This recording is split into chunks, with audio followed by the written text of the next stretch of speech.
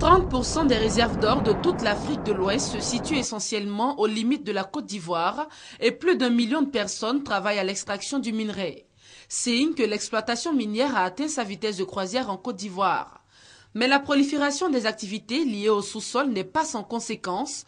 L'on note entre autres la déforestation causée par l'utilisation des produits chimiques pour extraire les minerais, la pollution de l'eau et des sols. Il y a certains polluants dont la létalité est très reconnue, tels que le cyanure, le mercure, qui sont utilisés et rejetés souvent dans des cours d'eau ou bien même dans le sol, contaminant ainsi ces écosystèmes-là qui sont aussi partagés et qui produisent des services et des fonctions pour les êtres humains et les autres animaux de la flore et de la faune.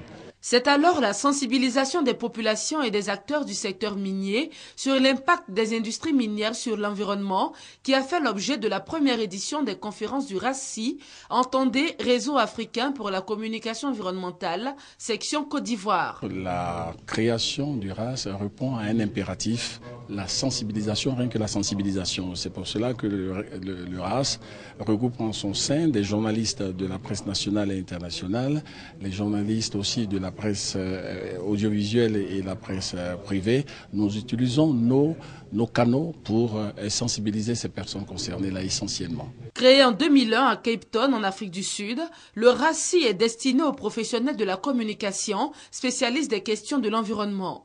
Il a pour mission première d'assurer et améliorer l'accès à l'information des populations pour une meilleure gestion des ressources environnementales de l'Afrique et singulièrement de la Côte d'Ivoire.